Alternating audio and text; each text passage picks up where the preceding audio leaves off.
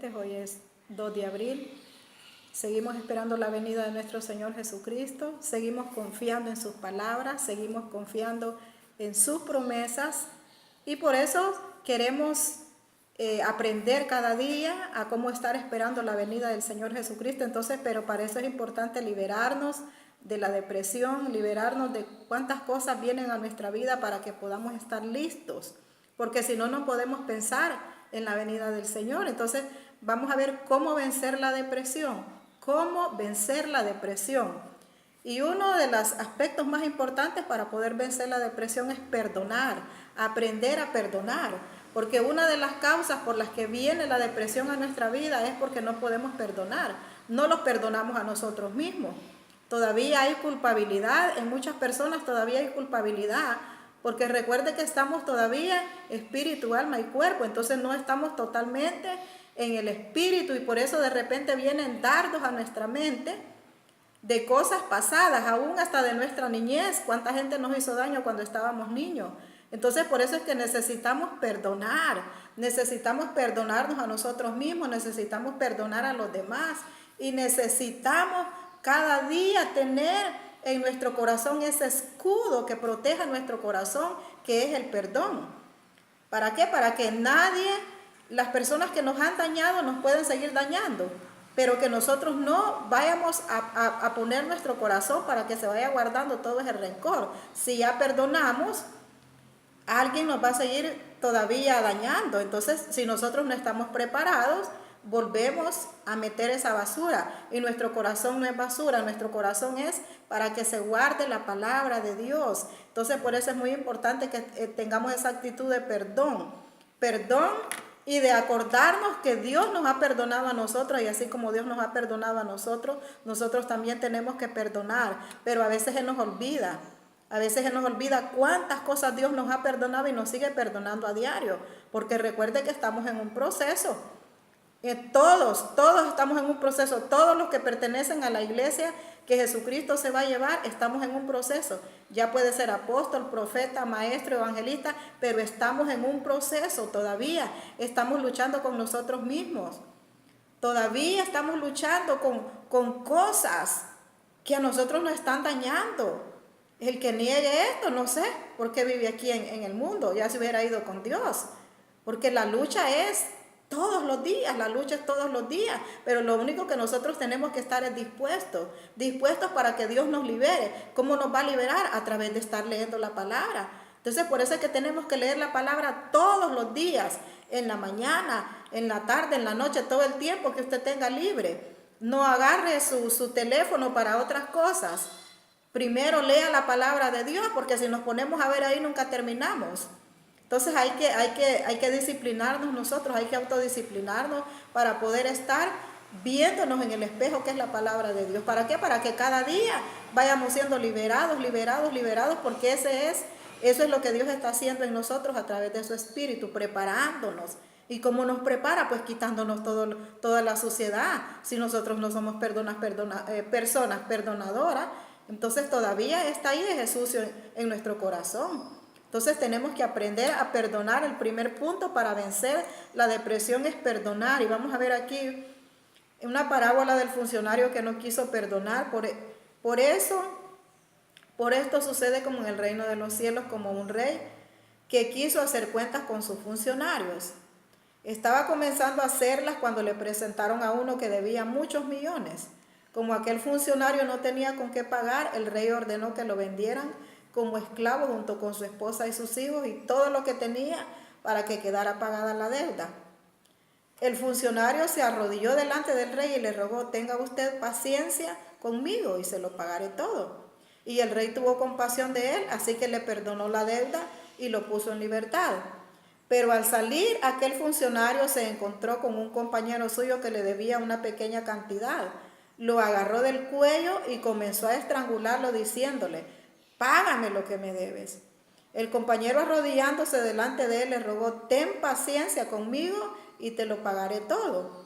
Pero el otro no quiso, sino que lo hizo meter en la cárcel hasta que pagara la deuda. Esto dolió mucho a los otros funcionarios que fueron a contarle al rey todo lo sucedido. Entonces el rey lo mandó a llamar y le dijo: malvado, yo te perdoné toda aquella deuda porque me lo rogaste, pues tú también debiste tener compasión de tu compañero, del mismo modo que yo tuve compasión de ti.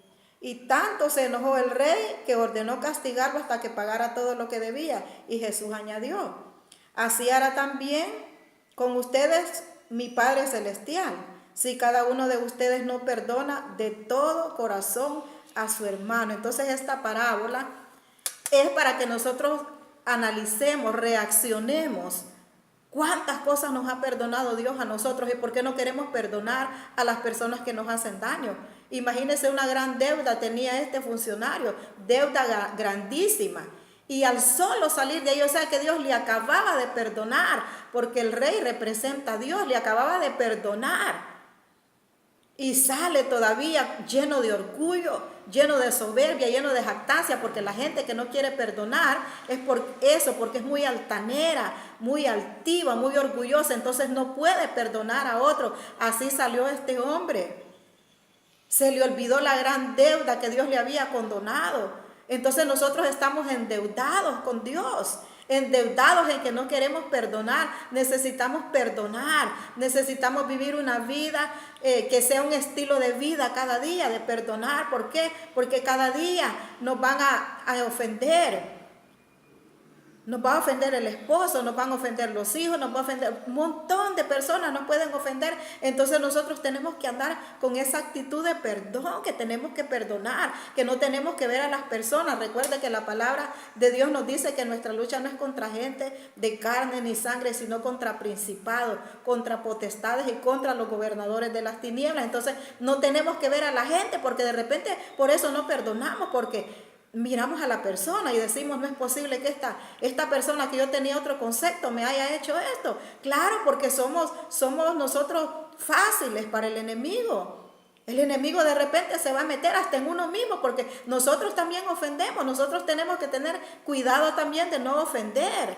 Y si sabemos que hemos ofendido a alguien, hay que pedirle perdón, hay que pedirle perdón a Dios. Si sabemos que hemos ofendido a nuestros hijos, hay que pedirles perdón. Hay que pedirle perdón a Dios también, pero necesitamos estar con esa actitud de perdón, porque si no, Dios no nos va a perdonar. Y mientras Dios no haya venido, todos los días tenemos que estar perdonando. Todos los días tenemos que estar cuidándonos para no ofender, cuidándonos para saber hablar, porque a veces con una palabra ofendemos, a veces intencionalmente y a veces sin intención. Pero entonces por eso tenemos que estar cada día examinándonos. Es importante. ¿Por qué? Porque estamos esperando la venida de nuestro Señor Jesucristo. Acordémonos atrás, tiremos un vistazo para atrás. ¿Quiénes nos han ofendido en el pasado y no hemos perdonado? Y muchas veces queremos que las otras personas tomen la decisión de venir a pedirnos perdón, porque decimos: bueno, aquella persona es que me dañó. Pero en el reino de Dios no es así. En el reino de Dios no es que vamos a estar esperando que la otra persona nos venga a pedir perdón. Somos nosotros que tenemos que tomar la decisión de perdonar a aquella persona, aunque no se dé cuenta. Cuando tomamos la decisión de perdonar, también nos vamos a echar culpas nosotros, aunque nosotros no hayamos tenido la culpa, pero nos vamos a hacer culpables en ese momento para dejar libre a aquella persona.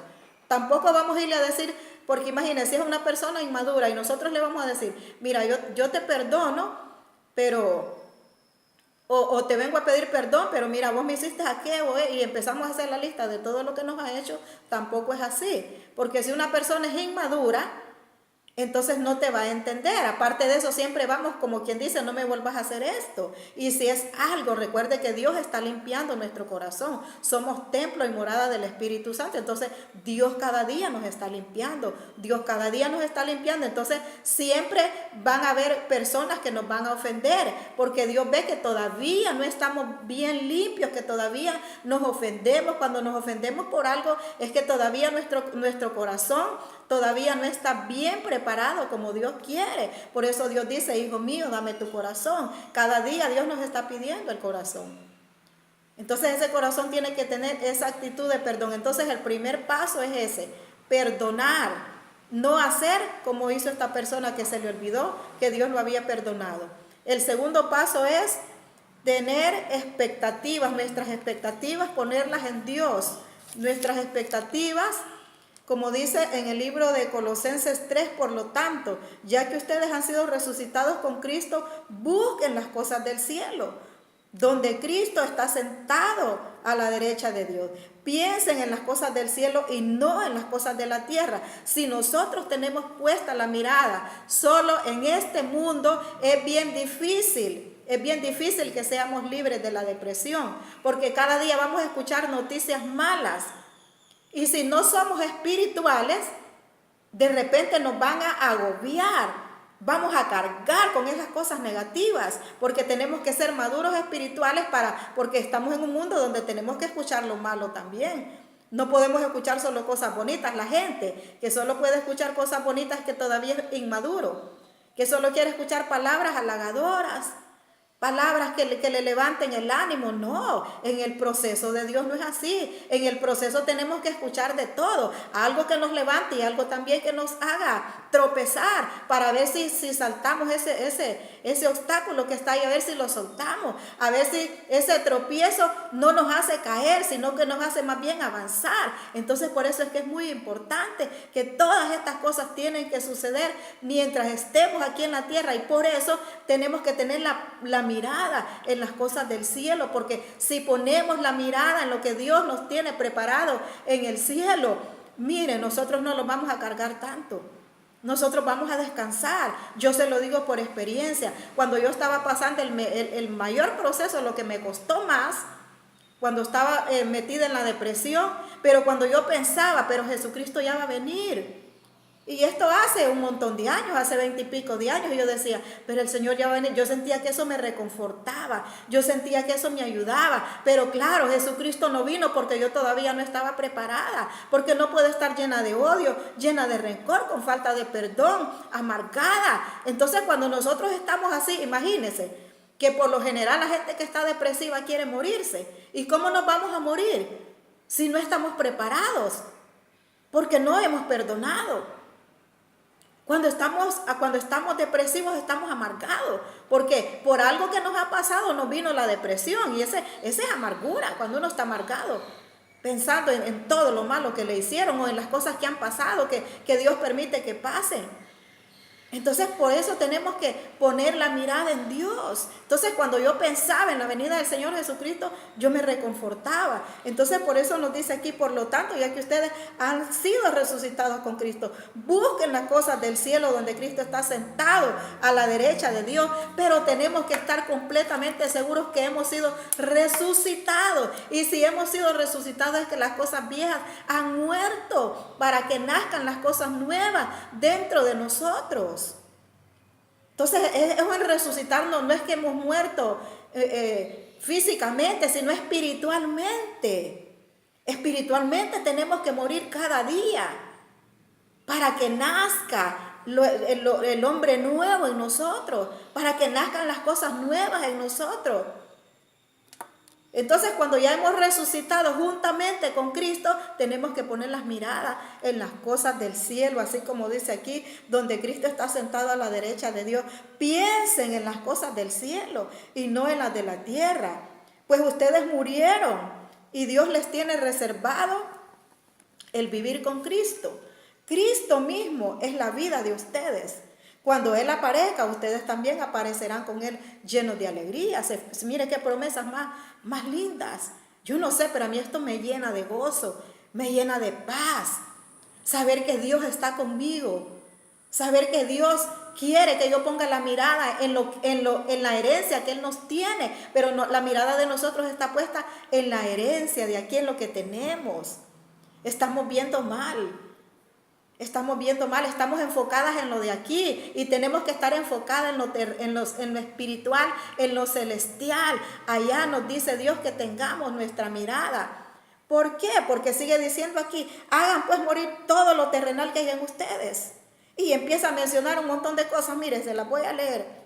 Que nadie cometa inmoralidades sexuales, ni haga cosas impuras, ni siga sus pasiones y malos deseos, ni se deje llevar por la avaricia. Entonces, a todo esto, cuando dice que hemos sido resucitados con Cristo, es que tenemos que morir a todo esto que le estoy leyendo aquí. Ni se dejen llevar por la avaricia, que es una forma de idolatría. Avaricia es cuando queremos pisto, más pisto, más pisto, más pisto, y ni lo gastamos nosotros porque lo queremos amontonar. Por estas cosas dice que viene el terrible castigo de Dios sobre aquellos que no la obedecen. En su vida pasada ustedes lo hacían, pero ahora dejen todo eso. El enojo, la pasión, la maldad, los insultos y las palabras indecentes. En la Biblia, traducción actual, dice palabras vulgares. No se mientan los unos a los otros, pues ya que han sido despojados de lo que antes eran y de las cosas que antes hacían, y se han renovado a la imagen de Dios su Creador, para llegar a conocerlo plenamente. Entonces, por eso tenemos que liberarnos de todo esto. Y si no lo escuchamos en la palabra, si no lo miramos, si no lo leemos, ¿cómo nos vamos a liberar? Entonces no morimos a lo que Dios dice que muramos. Entonces, si no morimos, ¿cómo vamos a resucitar? Si no morimos a lo terrenal, a las cosas de la carne, ¿cómo vamos a resucitar a las cosas espirituales? Entonces, claro, por eso es que nos miran mal y ya sentimos, ay, qué mirada la que me tiró. Y por eso mejor ya me voy, por eso mejor ya no vuelvo. Allá miramos algo que no era como nosotros lo miramos, pero como estamos más carnales, entonces nos llenamos ya otra vez de la basura. Entonces tenemos que poner nuestras expectativas en Dios, nuestras expectativas en las cosas celestiales. Otro aspecto importante también, recuerden que estamos hablando de cómo vencer la depresión. Ya vimos que el perdón es el primer paso, el segundo paso por poner nuestras expectativas en Dios, el tercero es la humildad. Necesitamos ser humildes. Necesitamos ser humildes. De la misma manera, ustedes, los jóvenes, sométanse a la autoridad de los ancianos. Todos deben someterse unos a otros con humildad. Todos debemos someternos. Cuando dice todo, es que nosotros a veces como padres queremos que los hijos se sometan a nosotros y nosotros no someternos a él. Y tiene que ser mutuo, porque dice todo. Y todo encierra hijos y padre e hijos, esposa y esposa, esposo y esposa. O sea, tiene que ser parejo. Pero a veces solo queremos que aquella se humille. Bueno, pero si aquel no se humilla, yo me tengo que humillar, porque yo soy la que quiero agradar a Dios, yo soy la que quiero ser libre. Entonces tenemos que tomar en cuenta también esos aspectos, que si yo quiero ser libre y aquella persona no quiere humillarse, pues yo me voy a humillar. Si aquella persona no quiere pedir perdón, yo le voy a ir a decir que yo lo perdono. A mí mucha gente me ha hecho daño y yo he ido a decirle, yo los perdono. Y me pueden seguir haciendo daño, yo tengo que tener esa actitud, yo los perdono. ¿Por qué? Porque mi mirada tiene que estar enfocada arriba. Porque también la humildad te va a hacer reconocer para ir a pedir perdón, aunque no tengas la culpa. Aunque aquella otra persona sea que tiene la culpa, pero si aquella persona no lo entiende, cuando nosotros vamos a decirle a esas personas que las perdonamos, esas personas quedan libres y nosotros quedamos más libres todavía. Entonces nosotros necesitamos cada día ser liberados y renovados a través de la palabra de Dios. Entonces tenemos que ser humildes. Dios, porque dice, todos deben someterse unos a otros con humildad, porque Dios se opone a los orgullosos, pero ayuda con su bondad a los humildes. ¿Queremos ayuda de Dios? ¿Verdad que cada día necesitamos la ayuda de Dios? Los que dependemos de Dios, cada día necesitamos la ayuda de Dios. Entonces, si somos humildes, la misma humildad va a hacer que Dios toque personas para que nos vengan a auxiliar a nosotros en lo que nosotros le pedimos a Dios ahí en secreto. Entonces, Dios va a tocar a aquellas personas y las va a venir a dejar lo que nosotros necesitamos por la misma humildad. Pero si no somos humildes, sino que somos orgullosos, entonces más bien alejamos y estamos pidiendo y pidiendo, Señor, yo necesito esto, yo dependo de ti, Señor, pero no viene nada. ¿Por qué no viene nada? Porque somos orgullosos. Dios se opone a los orgullosos, pero ayuda con su bondad a los humildes. Humíllense pues bajo la poderosa mano de Dios para que Él nos enaltezca a su debido tiempo. Entonces no los vamos a humillar. Hay gente que dice, bueno, yo me humillo delante de Dios, pero no delante de los hombres. Es que para humillarnos delante de Dios, aquí dice, humíllense pues bajo la poderosa mano de Dios. Para que yo me humille bajo la poderosa mano de Dios, entonces me tengo que humillar ante el hombre. Esto así es. Porque como mucha gente dice, yo me humillo ante Dios. Yo le pido perdón a Dios, pero a la gente no. Entonces no estás haciendo nada. Si estás pensando así, no estás haciendo nada. Porque es a la gente que hay que pedirle perdón. A Dios también. O sea, ya mi relación personal con Dios, yo le voy a decir, Señor, perdóname por la ofensa que yo le hice a aquella persona. Pero le voy a decir, posiblemente hasta arrodillada, humillada, pues. Porque tenemos que venir también delante de Dios humillados a pedirle perdón a Dios. Hay gente que pide perdón así, Señor, si acaso te ofendí, ¿cuál si acaso? Si es que a Dios lo ofendemos a cada momento. Porque se creen tan perfectas que si acaso te ofendí, Señor. Si acaso hice esto, no. Entonces, humillémonos bajo la poderosa mano de Dios. Cuando nos humillamos bajo la poderosa mano de Dios, reconocemos que es al hombre que hemos dañado que tenemos que pedirle perdón. Y que eso nos va a traer retribución delante de Dios. Porque Dios nos va a retribuir y se va a sentir agradada conmigo, agradado, porque va a decir, Mayra va avanzando, Mayra va avanzando. Entonces Él me va a ir poniendo puntos y lo importante es que Dios nos vaya poniendo puntos. Otro aspecto muy importante también es tener nuevas expectativas. Nuevas expectativas. Vamos a ver también por qué las nuevas expectativas nosotros las tenemos en las promesas de Dios. ¿Qué es lo que Dios te ha prometido? ¿Cuántas cosas Dios me ha prometido a mí? Mire, yo como escribo lo que Dios me ha dicho. Imagínense, tengo casi 17 años de orar con la hermana Doris, 18 años. Entonces imagínense, tantas cosas que Dios me ha hablado por medio de ella que yo tengo cuadernos llenos.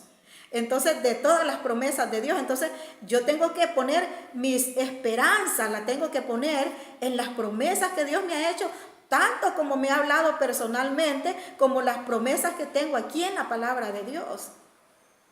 Porque hay promesas en la palabra de Dios que Dios la confirma a través del profeta, de la profeta. Entonces ahí tiene que estar mi esperanza en lo que Dios dice, en lo que Dios me ha dicho. ¿Qué es lo que Dios me ha dicho? Que siga peleando la buena batalla, que siga confiando, que no me dé por vencida, que mantenga mi fe, que siga adelante, que se va a cumplir. Y así nosotros tenemos que avanzar cada día, cada segundo. ¿Cuáles personas se deprimen? Hasta los verdaderos profetas se deprimen, los verdaderos de antes. Porque antes habían verdaderos profetas. Entonces Elías era un profeta verdadero de Dios. Y aún Elías se deprimió.